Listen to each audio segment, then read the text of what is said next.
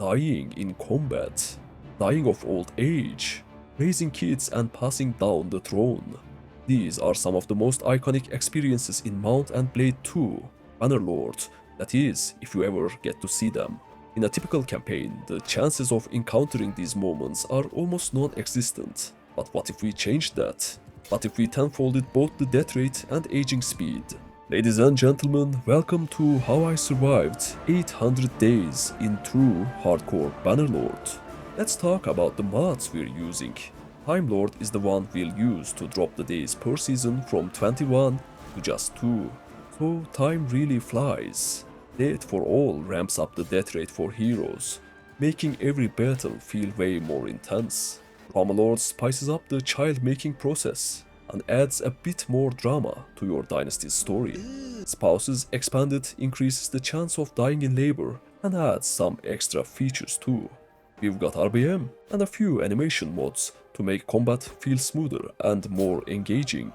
And finally, Xorberax's legacy, Xorberax, and diplomacy round things out by improving the game in their own unique ways. Full Modlist is in the description.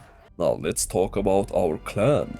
House Flabsburg was once an ancient Vlandian clan that had seen far better days. Days of glory and fame. But as of the year 1084, those days are long gone.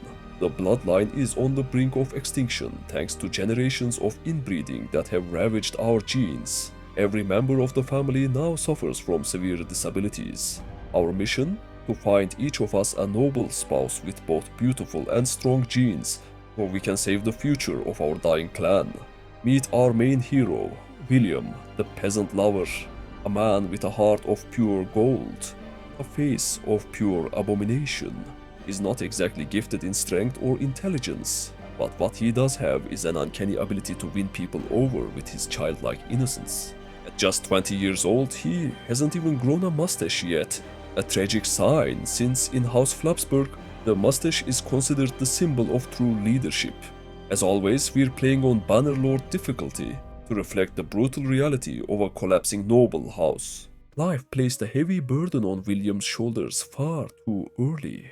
Both of his parents passed away due to their cursed genes, leaving him as the head of the family. At just 20 years old, he is now responsible for all 4 of his underage siblings. Robert the Robber, the bad boy of the family, with a natural talent for thievery. Elizabeth the Brave, the girl boss, and arguably the only one in the family with promising genes. Charles the Disabled, Elizabeth's unfortunate twin, born with 0 points in intelligence and a body that reflects it. Victoria the Pickle Devourer, the youngest sibling. She is weird, naive, barely speaks, and has a strange obsession with pickles. This is the Flabsburg legacy, and it's William's job to save it. William had to work hard if he planned to keep his family alive. He headed to the nearest village, Kaliak, and started talking to the locals. With his innocent charm, he quickly earned their trust and began working their fields, sweating through the day for a humble 96 dinars. It ain't much, but it's honest work. Even better, his efforts were building relations with the village notables. Before long, they started offering him quests.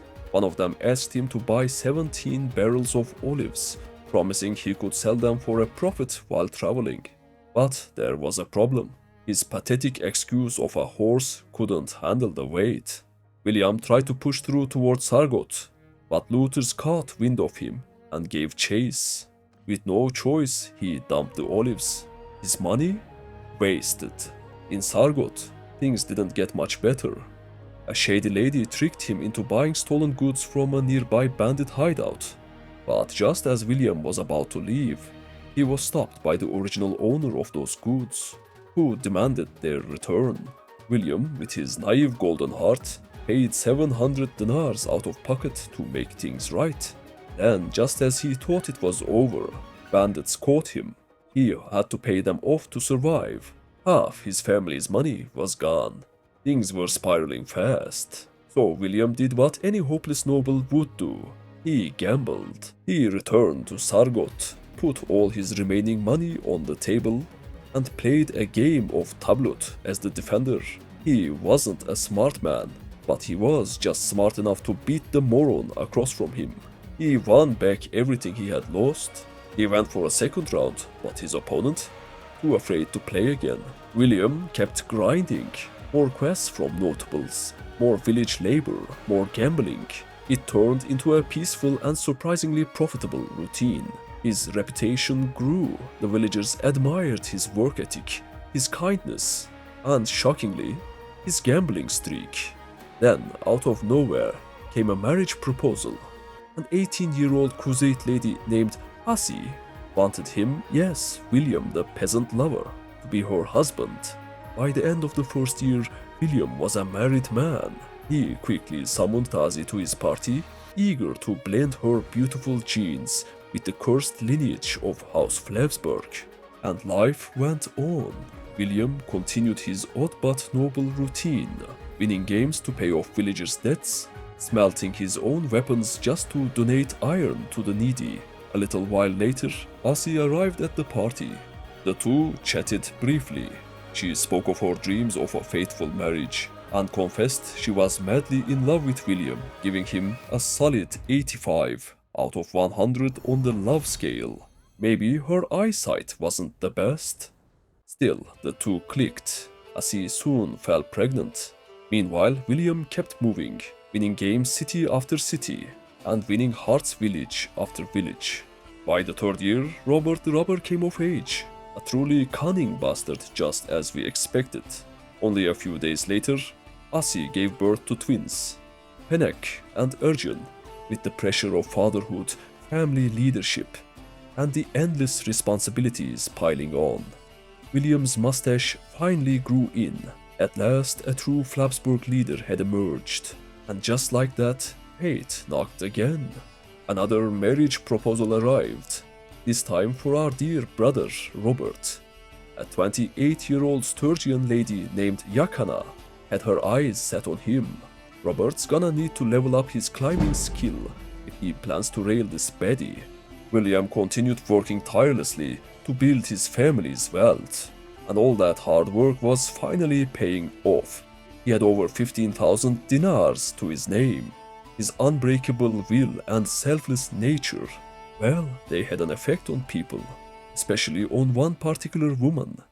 Yakana, Robert's wife, began craving William's flesh, and as loyal as William was to Asi, even his willpower had limits. After all, we're talking about a 7-foot-tall, face-tattooed Scandinavian goddess with a shaved ponytail. One night, while their spouses rested at a nearby inn, they did the deed. They weren't caught. But there was a problem. Yakana fell pregnant. In the 5th year, she gave birth to a child, Brynja, William's child. Robert, being the sharp, calculating bastard he was, immediately knew it wasn't his, but he said nothing. Instead, he encouraged William to go clear out a nearby bandit hideout. He praised him, said the villagers needed a brave hero like him. William, proud and honorable, and completely unaware, accepted the mission. Even though he knew nothing about fighting, he marched off toward the hideout.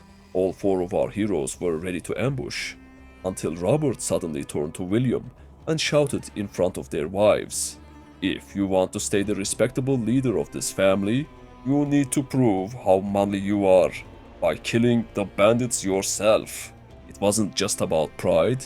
William knew if he wanted to keep these women in his bed, he had to do what he was told. So he stepped forward. The first duel began. Spears and shields clashed under the bright sun. A fair and honest fight, just like everything William believed in. He fought valiantly and with a few flashy moves, managed to take the first bandit down. But deeper into the hideout, 2 more bandits stood waiting, and both wielded 2-handed polearms. William, relying on hit-and-run tactics, managed to wound them, until one of their swings landed. He stumbled, badly wounded. He tried to reposition, but the second bandit's swing came crashing down. It brutally dismembered his arm. He dropped to the ground, lifeless. At the sight of William's mangled body, the rest of the family fled in panic. He was a bright but naive boy, betrayed by his own brother, and in the end, he paid the price of his lust. With William gone, Robert stood as the uncontested leader of House Flabsburg. A surge of testosterone flooded his veins. His mustache grew overnight, thicker, stronger, mightier than William's ever was. He marched into the nearest town, bought himself a two-handed sword and some civilian armor, then returned home to immediately knock up Yachana. Next stop, a Battanian tournament. Robert was a noob with a blade, but luckily, so were his opponents. He sliced his way to victory, earning renown and a scarf, the symbol of a true warrior. By now, all of the Flabsburg siblings had come of age, so he summoned them all to join his party. The training began. Day after day he trained in the arena. Day after day he got knocked on his ass. Day after day he stood up again. When it was all said and done, Robert had reached 65 in two-handed and 82 in athletics. Not much, but it'll have to do. For now, Robert met with the town's gang leader, Abiel the Angel. She wanted him to prove his worth by pickpocketing some poor townsfolk. Problem was, Robert sucked at it. He failed more often than he succeeded, awkwardly fumbling through pockets and drawing suspicious stares. But after wandering the streets like a lost hobo with sticky fingers, he finally hit the target. With that task done, he bought cheap sickles for every member of his family. It wasn't much, but at least now they had something to swing when things went south. Next, Robert headed straight into the rival gang's turf. 3 thugs stood in his way. With surprisingly smooth parries, he beat all 3 into submission and handed the street over to Abiel. She was impressed. Then, like a true strategist of chaos, Robert convinced his siblings to attack a group of hired blades, collecting tribute in Abiel's name. But he didn't stop there. He strolled into a nearby village to extort the notables, sweet-talking them with fake promises before scamming them blind. Years of trust and respect built by William were crumbling into hatred and grief. But Robert didn't care, because now Abiel trusted him enough to give him robbery jobs. The criminal empire of House Flabsburg had officially begun. Robert traveled to Karbanset to meet with Abiel's contact. Disguised as a humble food delivery boy, he slipped into the keep unnoticed. He paid 2,000 dinars for a diversion, cheap insurance to avoid getting shanked. The heist was a success. He walked away with 4,000 dinars and a smug grin. Feeling emboldened, Robert began running quests for Karbanset's gang leader, Bragit the Viper. It wasn't long before the Viper too trusted him with a robbery mission, this time in Dungalot. But things didn't go as smooth. With robbery, a guard caught Robert in the act. With no time to think, Robert bashed the man's skull in with his tiny hammer, like a twisted game of whack-a-mole. Problem solved. Now in Dungalot, Robert began working for yet another gang leader, Hanitong Istiona. He grinded tournaments, kept sharpening his edge, and returned to Marunat to continue climbing the ranks with Abiel the Angel. Robert moved back and forth between these 3 towns like a one-man plague, clearing rival streets, running jobs, and tightening his grip on every corner of the underworld. Eventually, his criminal connections sent him to Sonon as well.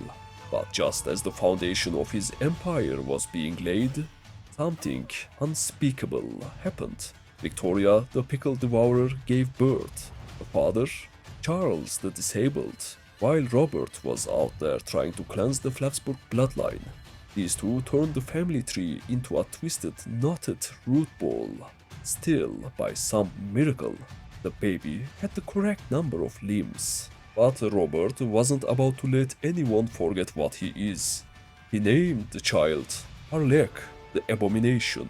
A few more robberies later, Hanitong Istiona finally trusted Robert enough to make him part of a grand heist. But this time, the guards were well-equipped killers, and Robert found out the hard way. He fought like a man possessed, but was eventually knocked out cold. Luckily, his thugs pulled through, clearing the guards and securing the bag. 15,000 dinars, a massive score, and not a single family member dead. The following days were a blur of roguery and baby-making, with the brothers playing their respective roles. One was riding a mountain, and the other his own goddamn sister. Another heist, another win. Our family's wealth began to snowball, and so did our sins. Honeytongue, now fully sold on Robert, offered a gang trial armed with massive two-handed hammers. The duel commenced, but Honeytongue never stood a chance. Robert crushed her and claimed her partnership, raking in daily profits from Dungalot. Soon after, another marriage proposal arrived. A 19-year-old imperial lady named Anne wanted to marry Charles the Disabled. A touching act of charity, or maybe just incredibly low standards. Then the Viper from Carbanset issued a gang trial as well. Robert crushed that too. More profits, more power. Carbanset streets were now ours. But then everything changed. During a grand heist in Marunat, something terrible happened.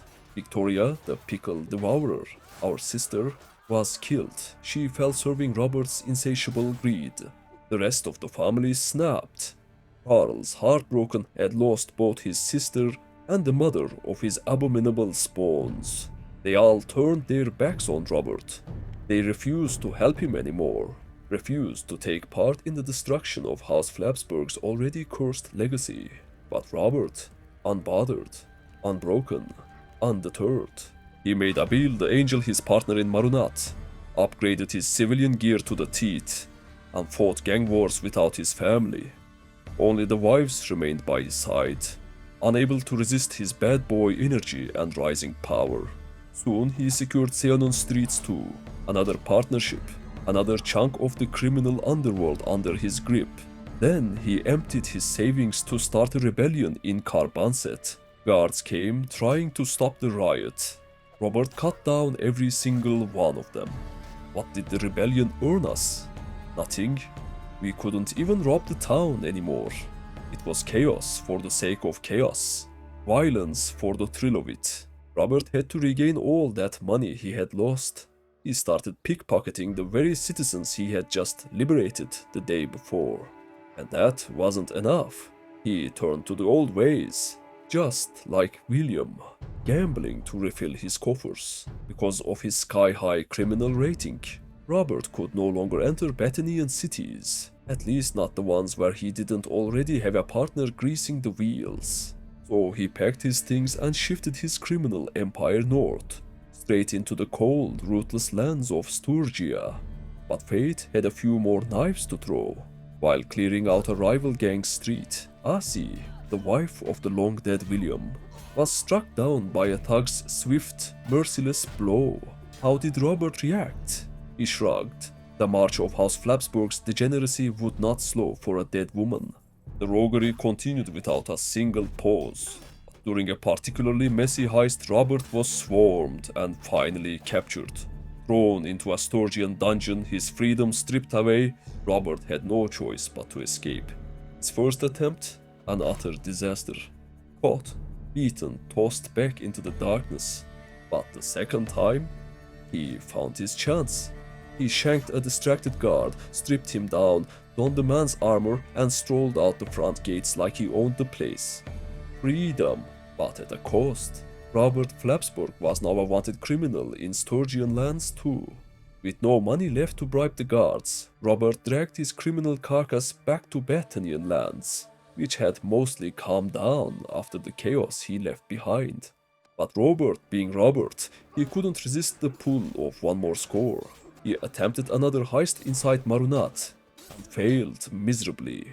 This time, it was official. Robert Flabsburg became a sworn enemy of the High Kingdom of Battania.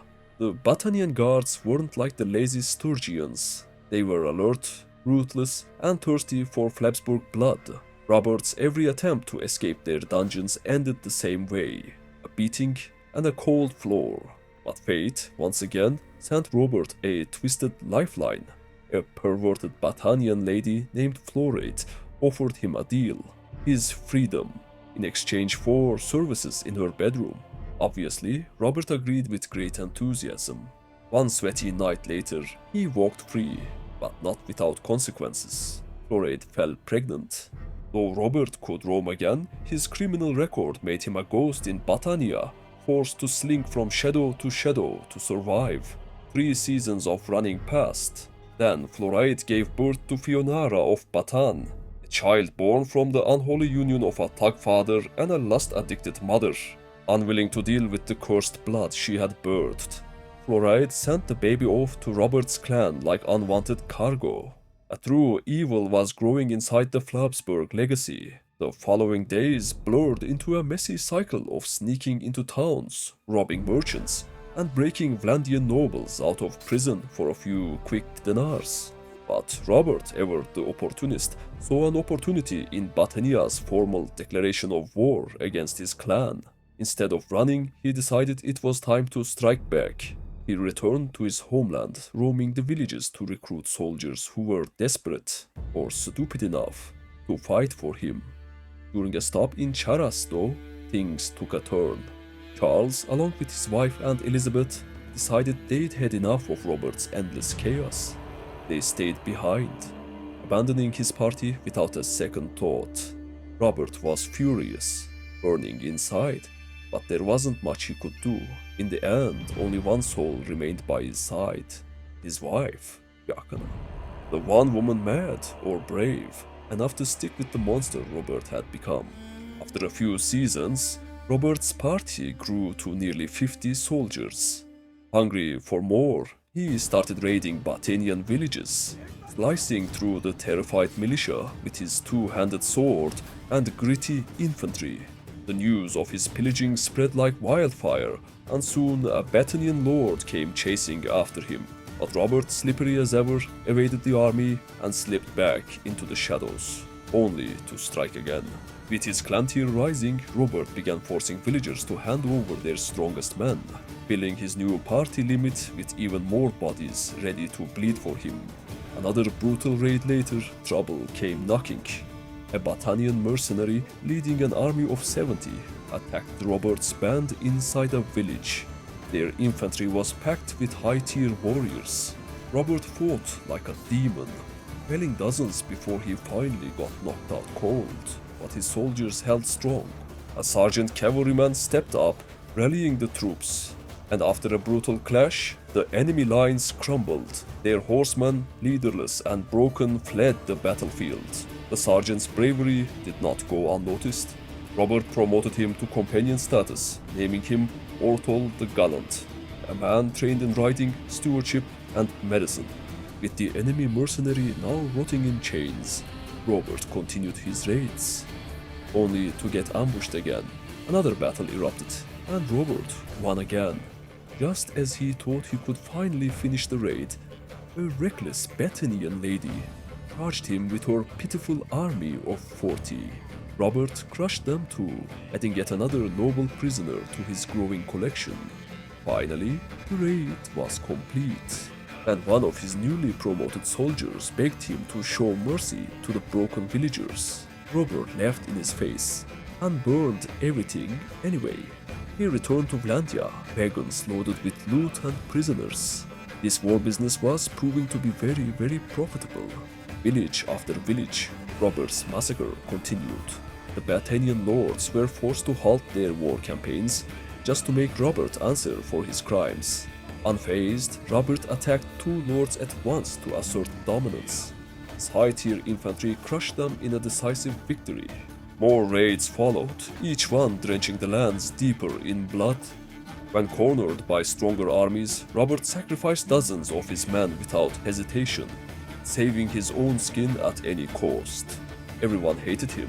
Battanian armies stacked on top of each other, chasing him endlessly until he finally found shelter behind Vlandian walls. Inside a Vlandian castle, fate played another cruel joke. He stumbled upon Florade, the perverted mother of his child, who had now become a Vlandian lady after marrying one of their lords. Robert didn't stay long. He charged back into battle, this time against a Battanian army of 100. Wielding his giant two-handed polearm, he tore through the enemy ranks, his chainmail drenched in blood. But pride blinds even the best. An axe, unseen and swift, buried itself into the back of Robert's skull, sending him into darkness for eternity. His body hit the ground, but his soldiers rallied under one of his companions, winning the battle in his name. They knew he wasn't the best leader, but without Robert, they were lost and leaderless. That's when his wife, Yakina, stepped forward. She urged them to march for her husband's memory and called the last two siblings of Clan Flabsburg to reunite. Just as the party was reforged, both of William's children came of age, marking a bittersweet moment for the battered clan. Yakana, now 46 years old, felt the crushing weight of loss and bloodshed. Her spirit broken, she chose to leave the chaos behind. She joined a hermit community atop a giant mountain, seeking to spend her remaining days in meditation and peace. With her departure, leadership of Clan Flabsburg passed to the only one left with enough sense to carry the torch. Elizabeth, Charles, burdened by zero intelligence and non-existent social skills, was never even an option. Elizabeth's first trial came swiftly, a 50,000 dinar payment to restore the clan's shattered reputation. She reflected on the bloody path behind her. William had been honest, but too naive. Robert had been cunning, but too arrogant. If Elizabeth wanted the Flabsburg name to survive, she would have to be both strong and smart, ruthless when needed, yet wise enough to survive. A new age of House Flabsburg was beginning. After arriving in an imperial town, Elizabeth paid a polearm master to train her entire family, then marched herself straight into the arena. At first she was beaten, repeatedly, brutally, but she never gave up. From dawn till dusk she trained, her arms blistered, her body bruised, until she mastered both polearm and one-handed combat. Once confident, Elizabeth began entering tournaments, not for the gold, but to heal the reputation of her broken house.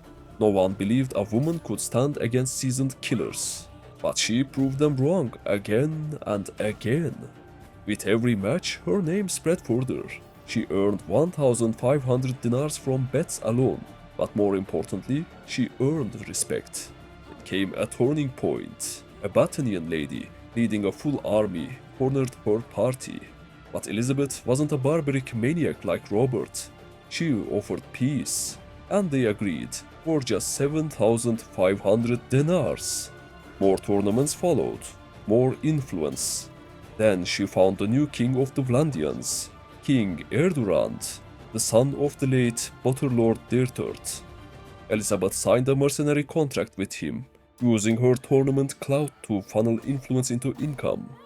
She also began flirting with a young Vlandian noble, a man named Brungalter. His mighty mustache gave her hope. Perhaps it could correct her family's cursed bloodline. While chasing love and glory, she also recruited every high-tier knight she could find, preparing for the army she would soon command. Then came the first day of spring, 1107. Two major events shaped that morning. William's son, Ergion, married a Battanian lady named Ceatra, forging a new alliance, and William's bastard daughter, born of Yakina, came of age.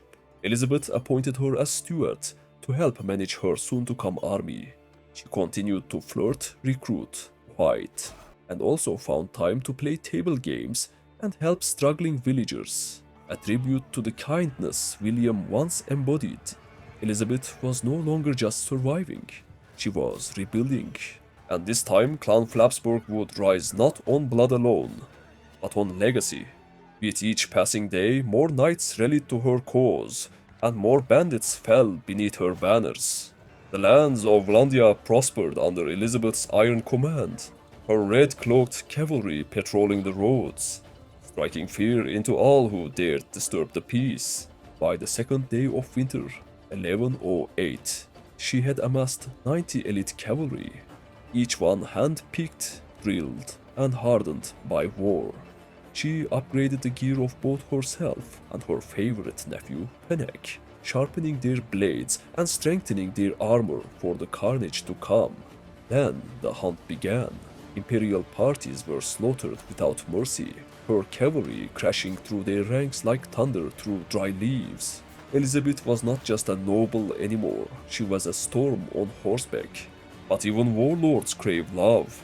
She once again sought out Brungalter, hoping this time her charm could win over that magnificent mustache.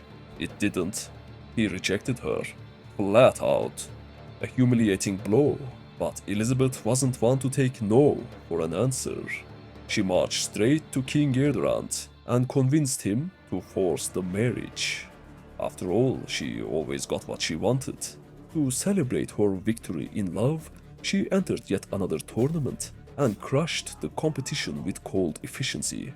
Then she returned to the king, not for love, but for power. She swore vassalage to Vlandia. The king, pleased with her loyalty and ferocity, gifted her weapons and soldiers. Elizabeth then spent some time playing tablet with her now husband. Unfortunately, Brungalter was crushed, his pride shattered by her superior intellect and ruthless strategy. When Elizabeth tried to celebrate the win in the bedroom, Brungalter failed her once again. So she did what any strong woman would do. She bought a horse, a majestic destrier, more reliable than any man. Soon after, Elizabeth turned her attention to rebels. Their poorly armed militia stood no chance against her thunderous cavalry. The land was cleansed with fire and hoof, and then, at long last, Brungalter regained his masculinity, and Elizabeth fell pregnant, and unstoppable. Soon after, she laid siege to Pen Cannock, a city that had rebelled against the crown. A Vlandian army arrived to support her, but truthfully, they were just spectators. The city fell without much resistance, and when the smoke cleared, the lords of Vlandia granted the city to Elizabeth. Clan Flabsburg finally had its own town, its banner waving proudly over Pencannock's battered walls. She wasted no time. Elizabeth immediately began improving the city, helping its people clearing nearby bandit camps, and making sure everyone knew whose rule they lived under. On the second day of autumn, 1110, Elizabeth gave birth to a child, a boy born of Brungalter and war. They named him Tawin, a child of iron blood, raised beneath the banners of fire and fate. But peace was fleeting. The days that followed were filled with more tournaments and desperate recruitment as Elizabeth tried to fill her growing party limit. War drums echoed from the east. The Western Empire was relentless, and the kingdom of Vlandia stood at the edge of exhaustion. The nobles squabbled, the front lines buckled. Elizabeth alone took to the battlefield to balance the scales of exhaustion with blood, and blood she spilled. One by one, she hunted imperial warbands, her Vlandian knights smashing through shields and bones alike. Lords fell by the dozens, either captured or slain beneath the hooves of her cavalry. She fought harder than any man, but the cracks in Vlandia were too wide to mend. And then the Empire came for her city. Pencannock, proud and rebuilt under her watch, was now their next target. Elizabeth raced to join the defense, but when she saw 800 Imperial soldiers camped beyond the walls, even she, Elizabeth the Brave, knew that courage had limits. She pleaded with her fellow lords for peace. Every single one refused, so she did what she could. She hunted smaller enemy parties, scattered their troops, cut down noble bloodlines, and even managed to capture one of their castles. But the Vlandian exhaustion bar hit its peak. The kingdom was brought to its knees, forced to accept a humiliating peace, just to stop the bleeding. Her city, Pencannock, was gone, taken by Imperials. All she had left was that lonely castle, a shadow of her former glory, its profits a mere whisper against the crushing tribute payments demanded by the peace. Elizabeth kept marching forward, bound by duty and haunted by legacy. She continued her daily routine, tournaments, recruiting, managing her fiefs. But now she began delegating authority, assigning troops to her most trusted companions, shaping them into commanders of their own. It was during this relative calm that a twisted spawn was born. One of Robert's daughters had given birth, and the father was none other than one of Charles' abominations with Victoria, a child made from lust and low-born madness. Elizabeth gave the baby a fitting nickname, the Unholy. At her back now marched 350 seasoned warriors, a force worthy of any battlefield, and it was needed because Sturgia had declared war on Vlandia. Elizabeth didn't hesitate. She turned her banner north and marched straight into the storm. Then another shadow emerged from the past. Fionara of Batan, Robert's cursed daughter, born of sin and raised in exile, came of age. Elizabeth sent for her immediately. She was not raised to be pure. She was raised to be useful. Together they braced for war. A massive Sturgian host began forming on the horizon, a horde hell-bent on vengeance. But before their bulk could descend, Elizabeth struck first. She isolated smaller Sturgian parties, boxed them in, and then her army clashed with theirs in a brutal 300 versus 300 battle. Steel roared, knights trampled shield maidens, axes broke bones. Elizabeth's voice commanded through the chaos. Her companions, each forged through war and pain, delivered her will with precision. Victory was absolute. Sturgian blood stained the snow, and Elizabeth once again proved that the House of Flabsburg was not just surviving, but thriving in a world that wanted it dead. But then Elizabeth did something incredibly stupid, yet undeniably brave. With barely time to rest, she turned her eyes on the second wave, an army of 540 Sturgians, more than double her numbers. Any sane commander would have retreated. But Elizabeth wasn't just any commander. She had faith in her knights, in their steel, in their thunderous hooves and unwavering discipline. The battlefield, a rugged forest, cut by a winding river. Her troops held the line around the banks. The first wave of horse archers came fast. They died faster. Sturgian lords followed, more horse archers behind them, but they too fell under the boots and blades of Vlandian heavy cavalry. It was time to take the fight to the hill, where the bulk of the enemy was entrenched. As her troops advanced, tragedy struck. Elizabeth's horse was shot from under her. She crashed into the mud and chaos, surrounded, outnumbered, bleeding, but she didn't falter. Waves sank through bone and armor, until she stole a fresh mount and rode again. The final clash began. Infantry met with steel, while Elizabeth's cavalry flanked from the rear, collapsing their formation. She dismounted again, refusing to let her men bleed alone. Her mace crushed helmet after helmet, until a cold Sturgian blade slipped past her guard and tore across her throat. Elizabeth the Brave collapsed, blood pouring, eyes fading, as war raged on around her. Thorvald the Bold took command, a better warrior than Elizabeth, more precise, more focused. But even he couldn't withstand the storm forever. He fell, then another companion fell, the flame of Flabsburg flickering, until Undgar the Rider stepped forward. With a long glance and death in his eyes, he led a final furious counterattack. The Sturgians, disorganized and arrogant, crumbled beneath the hooves of his charge. The battle was won, but victory felt hollow when Elizabeth's lifeless body lay cold in the center of the field. Her clan gathered, numb with grief. Charles and his abominations were too stupid to rule. Robert's children couldn't be trusted. The Flabsburg line was in crisis until Pennek stepped forward, daughter of William and Assi. She had her aunt's determination, her father's charm, and somehow none of the family's cursed blood. She was even kinda hot. Without a word, she donned her aunt's legendary armor and mounted Elizabeth's destrier. She walked into the nearest arena and began the ritual of blood and skill that had forged every great Flabsburg before her. Day and night she trained. A new flame had risen.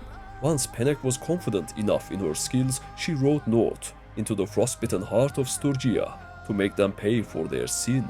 Her first target, a lonely, defiant castle. She fought through the storm until her body finally gave in, knocked out, bloodied, but not broken. Her companions, fueled by her courage, finished what she started. The castle fell.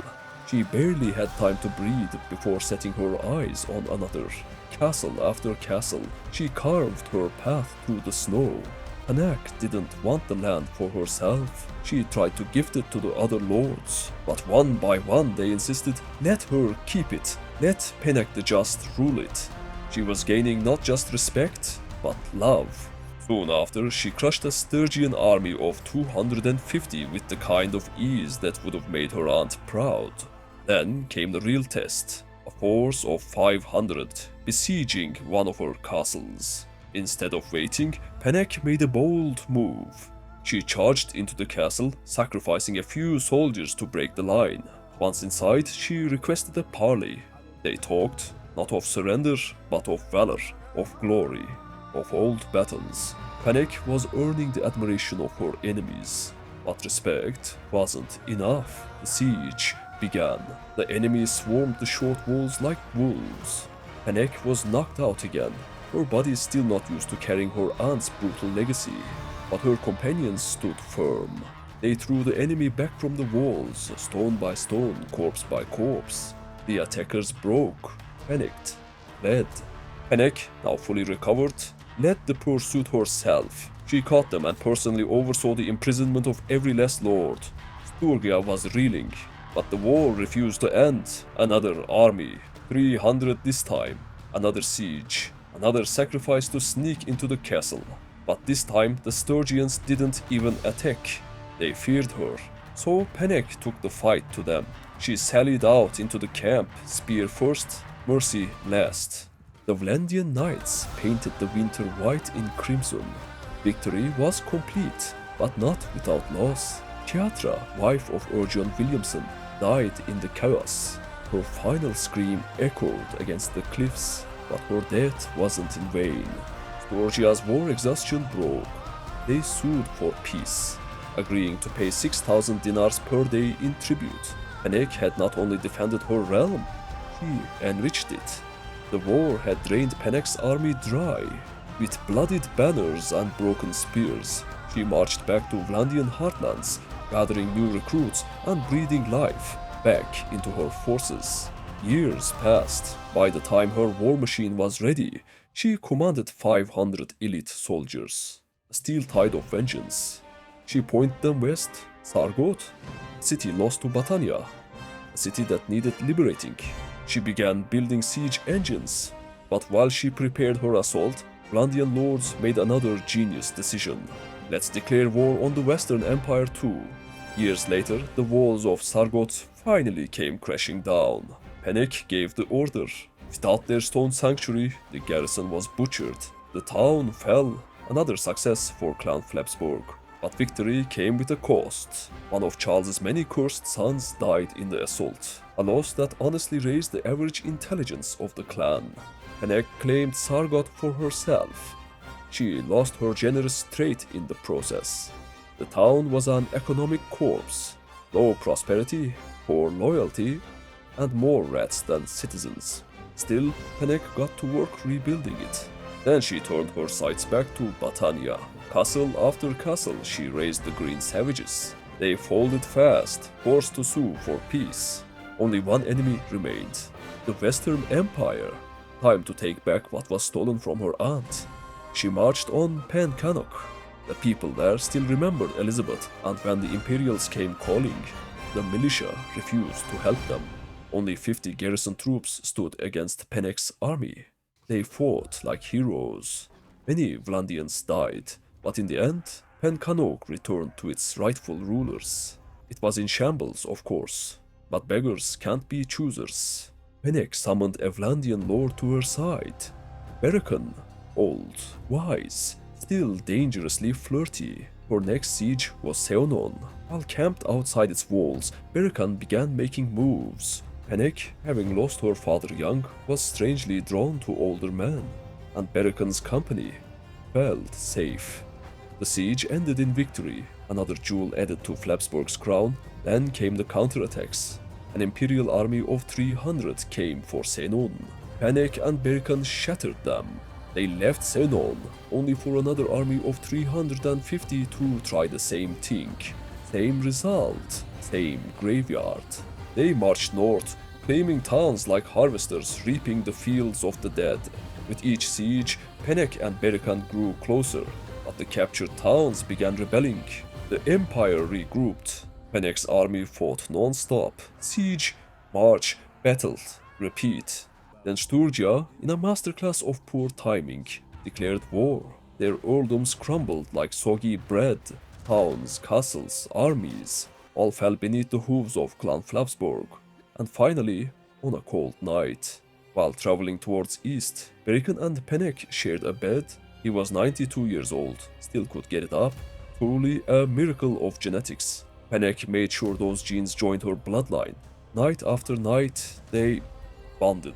And then, Pennek was pregnant. William might have rolled in his grave, but there was nothing he could do. Meanwhile, Brynja, William's bastard daughter, gave birth to a soldier's child.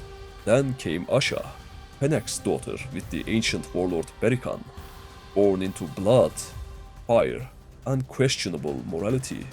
The final blow came at Balgard. With its fall, Sturgia sued for peace. Peace never stood a chance. Before the last corpse could rot in the snow, the Western Empire declared war. Again, Pennek moved fast, refilling her army with the efficiency of a butcher restocking blades. While stationed in Seonon, she spotted it, an imperial horde, 1,300 strong, marching right for her. She called for aid. Two Vlandian parties answered. Even then, they were outnumbered 800 to 1,300. The enemy built a battering ram. Then the siege began. One side of the walls was left exposed, and the Imperials flooded in like rats through a broken gate. Pennek desperately tried to defend it. Her mace crushed their bones, but the tide was too much. She was knocked out. Enter Thorvald the Bold, a man carved from iron and raised on carnage. His greatsword painted the walls red, cutting down soldier after soldier. Penek's troops rallied. They took the walls back. The Imperials were bottlenecked at the ladders, dozens crushed beneath their own. The siege dragged on, hour after bloody hour. Then came the rout. The Imperials ran. Thorvald chased them to their camp and didn't stop swinging. The battle was won. 2 Imperial lords died. The rest were thrown into dungeons. Pennek refilled her ranks the fast way, by forcing enemy villagers to volunteer. Then she ambushed a 350-man Imperial force. Another massacre, then another besieging Seonon. Same result. Western Empire hit 60+ war exhaustion. Time to hit back. Pennek stormed one of their castles, but victory came at a cost. Virgin son died in the siege. No time to grieve. She marched straight to Lagata. While the siege engines rolled into position, Berikan snuck into her tent and knocked her up again. Moments later, Brynja gave birth to yet another soldier's child. Fertility was high. Morality was optional. Then something unexpected happened in the Vlandian council chambers. The lords gathered to choose the next ruler. Pennek backed Kalatild, a woman of experience and reason. But the lords refused. They all wanted Pennek. She protested. They insisted. She was crowned. Pennek, Queen of Vlandia. Cheers rang through the halls. When she asked what happened to King Erdurand, they told her plainly, he died of old age, 74. So be it. She took the crumbling house of Flabsburg and turned it into a royal dynasty. Elizabeth and William would have wept with pride. Lagata fell, another town for the crown. Her quick ascent to power made someone very envious. A rebel faction rose, the Molar, led by Hekard, demanding Pennek abdicate. Nobody joined. It died stillborn. Then the Western Empire came crawling, offering 9,000 denars per day for peace. Pennek accepted. With the war over, she turned her attention inward. New policies were enacted. Loyalty boosts, prosperity spikes, massive recruitment reforms. Then she rode from village to village, restocking her army the old-fashioned way. 3 seasons later, another daughter was born, Asi, named after her grandmother. Shortly after, another rebellion flared up, this time from late King Durturt's clan. Just like the last, no one cared. Years passed. Tournaments came and went. Pennek's army grew larger. Then the fools of the north barked again. The Sturgians declared war. So Pennek answered. She marched out with 800 seasoned killers. By the time winter fell in 1135, the Principality of Sturgia had gone extinct. No more war cries, no more snow barbarians, just silence. With the north subdued, Pennek turned east, her eyes locked on the Khuzaits. They were a true threat. 9,000 strength, half the continent under their hoofs. Her lords opposed the war, every single one. She didn't care. Burned 500 influence like it was kindling. The war was declared. The first fortress crumbled quickly, but victory came with heartbreak. Brynja died. Sister, Stuart, William's blood. Without her, the party limit collapsed. Supplies ran short, cohesion cracked. Laska, one of Robert's daughters, took up the mantle, training her stewardship skill to carry the burden. With grief still fresh, Pennek kept marching. Another Khuzait town fell, and she spotted them. 2 enemy armies besieging her castle. Horse archers screamed across the fields. Khuzait infantry pushed hard. Casualties stacked, but Flabsburg held the line. The battle was won, but 2 more clan members lay dead in the aftermath. One was a party leader. Still, Pennek didn't flinch. She pressed deeper into the east. Then came Monchuk Khan himself, riding at the head of 600 men, still breathing at 91 years old. His army got defeated like all the others, crushed under a stampede of Flabsburg cavalry. With his fall, town after town collapsed. Pennek didn't stop. She couldn't. She wouldn't. Peace only comes when no enemies remain. Khuzait armies kept coming. More clan members died. Peace offers poured in. Pennek refused them all. The eastern lands bled. But without Pennek in the west, Vlandia faltered. The Western Empire struck hard, gobbling up castles while the queen was away. Eventually, even she had to admit the kingdom needed her elsewhere. She signed the treaty. The Khuzait front paused, for now. On the road home, Pennek refilled her army as much as she could. The empire had overstepped, so she took back what was hers, one fief at a time. Eventually, the Western Empire bent the knee again, begging for peace. Pennek didn't waste a moment. Her gaze turned south to the Aserai. Their first army got steamrolled, barely a warm-up for Flabsburg steel. The desert soon followed. Aserai sued for peace, same as the Empire, just faster. Years passed in calm. Then the Aserai, apparently struck by stupidity, declared war again. Pennek ignored them completely. Instead, she turned her attention to diplomacy, recruiting landless Batanian lords. She snagged 3 clans before kicking things off. War was declared on the High Kingdom of Batania. Then another clan defected right after. Only 4 clans remained. Their fortresses crumbled fast. Their armies broke like twigs. As she captured more territory, Pennek handed it out like candy to her new vassals. Welcome to Flabsburg. Here's a town. Another stronghold fell. Another clan switched sides. Then came the last blow. Marunat, the heart of Batania, was taken. The High Kingdom of Batania was officially dead. With peace restored, Pennek started marrying off the women in her clan. He didn't need their swords, just wanted them happy. A few seasons later, her daughter Asi came of age. She was radiant, even more stunning than Pennek herself. Same cannot be said for her other daughter Asha. She looked more like a female version of Berikan. Pennek married her off to a noble from Durturt's clan at the first chance. The creator of this universe wasn't satisfied with the amount of death and suffering that haunted the continent, so he increased the chance of death even further. Pennek continued her southern conquest, filling the desert with the bones of Aserai and Vlandian alike. Her family, once sprawling and proud, grew smaller with every victory. Death followed every footstep. After capturing Sanala, she appointed Fionara of Batan as governor, not out of trust, but exile. Fionara's cruel nature had begun to poison Pennek's bloodline, and Pennek feared what her influence might do to the next generation. Eventually, Aserai, broken and bloodied, begged for peace once again. Pennek granted it, but peace is a lie. She turned west, but The empire still held breath. With an army of over 1,000, she razed cities one after another. Family members fell like autumn leaves. The Western Empire sent plea after plea, but Pennek no longer heard mercy. Even her own lords began to question her. But they followed because they feared her more than they loved peace. Finally, the Empire offered a treaty worth considering. Pennek, now half shadow, half legend, turned her wrath toward the Southern Empire and the Khuzaits. Both crumbled before her and both surrendered quickly.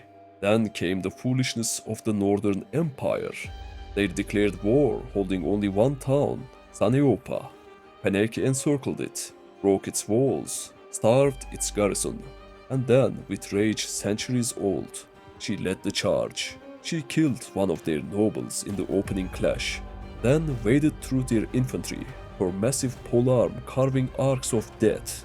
But even titans fall, the enemy swarmed her, smashing her from all sides until a single thrust pierced her face.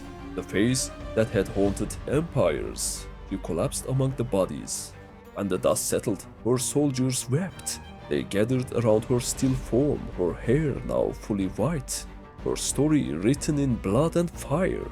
Pennek, the great conqueror, that title would never fade.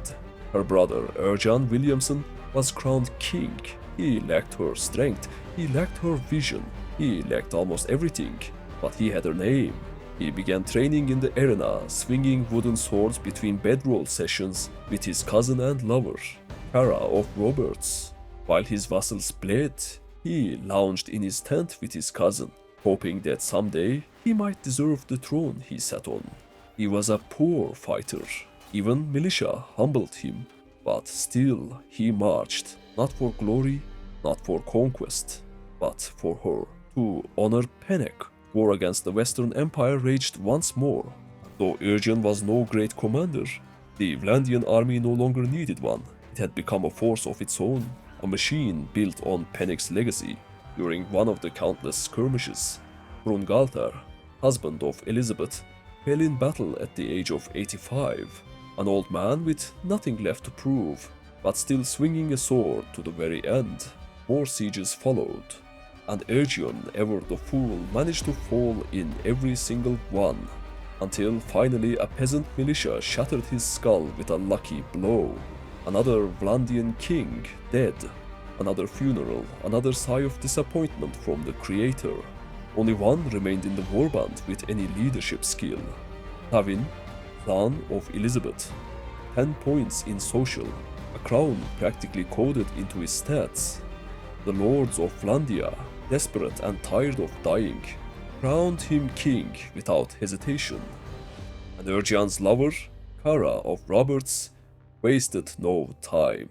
She started flirting with her nephew before the crown even warmed on his head. There was a 20-year gap between them, but like his cousin Pennek, Tawin had deep, unresolved parental issues. Another cursed relationship bloomed within House Flabsburg. Then things got worse. Tawin stumbled upon 2 of Charles' abominations, doing unholy things to each other in the corner of the war camp. Turns out, one of them was also his lover. A 3-way tragedy. The Flabsburg name had become a joke with a body count. Whatever their original purpose had been, it was long gone, buried under more inbreeding. Still, Tawin marched, determined to finish what Pennek started. The Northern Empire had to fall, and it did, but so did he. Killed by the same faction that ended Pennek. History would remember him only for one thing: the shortest reign in Vlandian history. Now House Flabsburg was well and truly fucked. Not a single soul left in the family tree had even a scrap of social skill. They couldn't charm anyone outside the family, let alone rule a kingdom. So the surviving members pointed fingers like choosing a bait and landed on poor Mengus, another imbecile son of Charles. He had no qualifications unless surviving a cursed lineage counted. But the lords, still drunk on nostalgia for House Flabsburg, crowned him anyway. Out of loyalty, more like muscle memory. Mengus, poor bastard, had no idea what he was doing. He looked to his father for advice, only to find Charles drooling into a plate of butter and whispering to shadows. But Mangus still had hope. There was one person he trusted, his ex-lover Fionara of Batan, the same woman Pennek had exiled to Govan Sanala. No one in the family liked her, but Mangus remembered her cunning, her calm under pressure, and more importantly, he missed her. Kara of Roberts tried seducing another king again, but Mangus' heart already belonged to someone else. So he galloped south, across dunes and death, fueled by nothing but love and sheer stupidity. Not even the desert heat could slow him. When he finally found her, he threw himself into Fionara's wrinkled, smelly and toothless mouth, like a toddler returning to a beloved rotting pacifier. She smiled. She told him she knew a place where no one could see them, a secret spot, just for the two of them. Mangus, naive as a wet butter roll, followed without question. Deep into the dunes, she undressed, and he practically vibrated with excitement. A monkey spotting a banana. Then, without a word, a dagger struck the back of his neck. He staggered, confused, still didn't get it. Another dagger hit the same spot. Finally, he understood. Love hurts. Fionara left his body to rot in the sands and calmly returned to the camp. She told the family, "We were attacked by bandits." While, no one asked questions. No one wanted answers. She was crowned queen, but ruling was never her goal. Fionara sought only destruction, born of perversion, raised by exclusion, an embodiment of hatred, a master of manipulation. She rallied an army with terrifying ease and began executing every prisoner she captured. Then, using the years of influence hoarded by her predecessors, she enacted policies that obliterated town loyalty and disbanded vassal armies over and over, bleeding their influence dry. Rebellion after rebellion, Blandia began to collapse.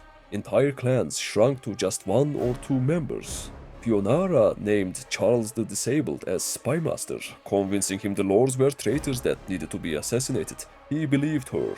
Assassination after assassination, battle after battle. Landian nobility was gutted. Even her own mother, Florat, died in battle.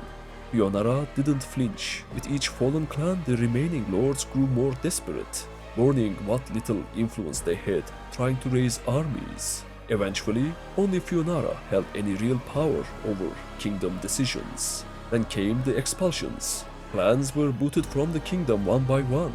The lords tried to stop her, but their pleas drowned in the vacuum she created.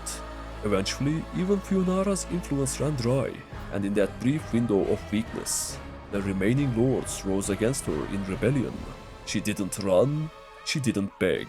She dismantled her army and told the remaining members of House Flabsburg that dying bravely in battle would reunite them with their loved ones in the afterlife. The fools believed her.